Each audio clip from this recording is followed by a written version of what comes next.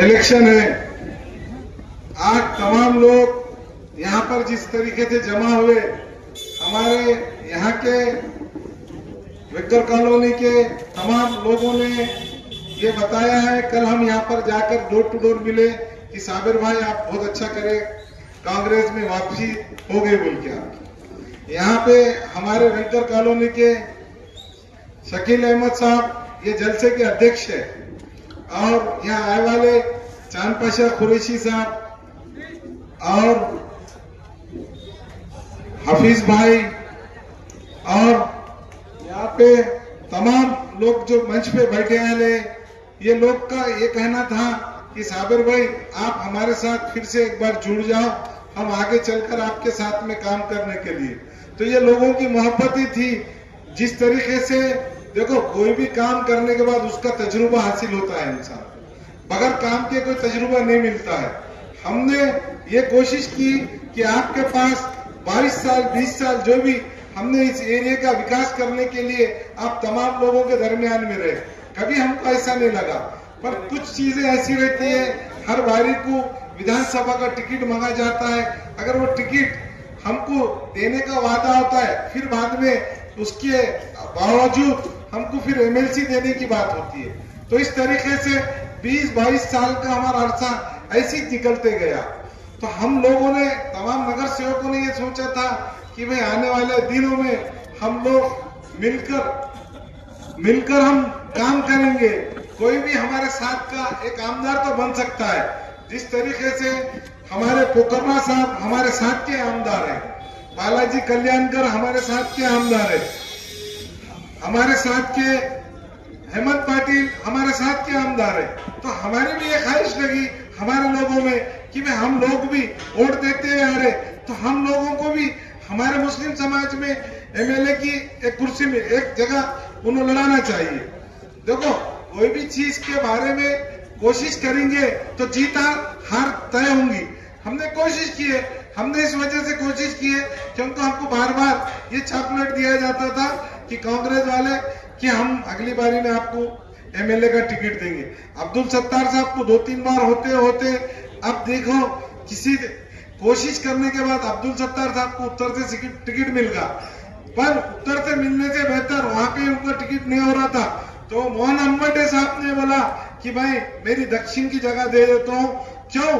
तो हम इनके साथ में 17 दिन पहले मैं जब आया था तो ये तमाम लोगों ने मेरे को मिलकर एमएलए बनाया था, जबकि मेरा कोई ये लोगों से कांटेक्ट नहीं था।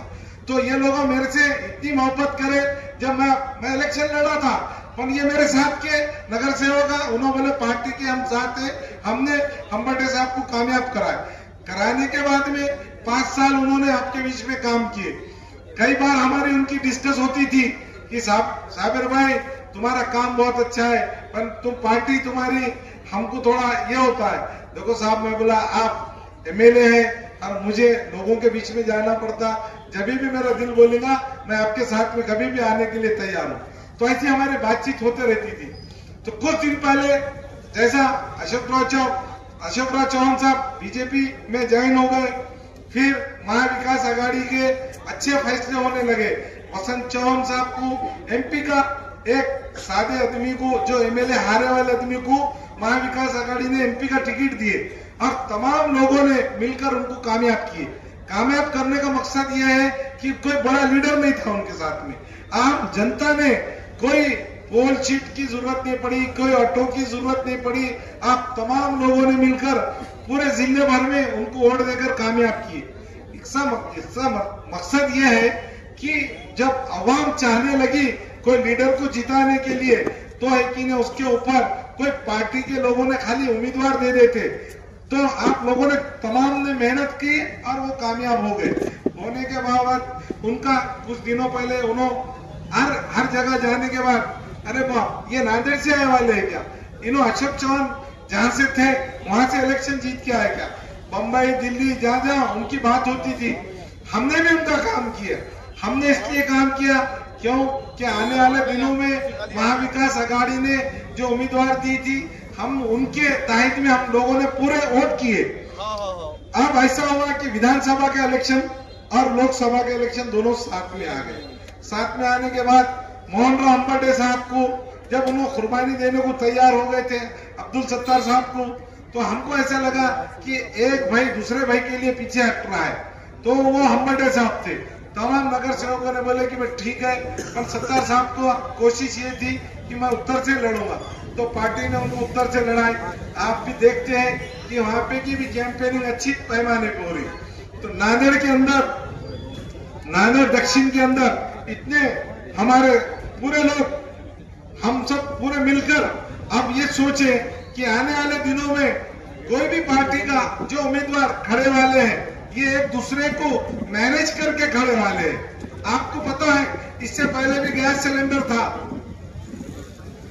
देखो अंबटे साहब तुम आगे बढ़ो, अंबटे साहब तुम आगे बढ़ो। अभी वक्त कम है, हमारे एमएलए साहब की थोड़ी आपको बात सुनना है।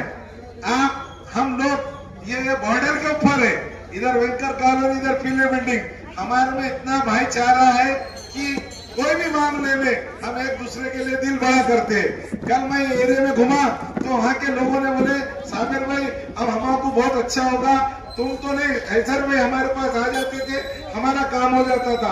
अब हमारे जो भी मसले मसाइल है, अब हमको अच्छा लगा कि तुम एक पार्टी जो 20 साल पहले थे अब हमारे पास आ गए।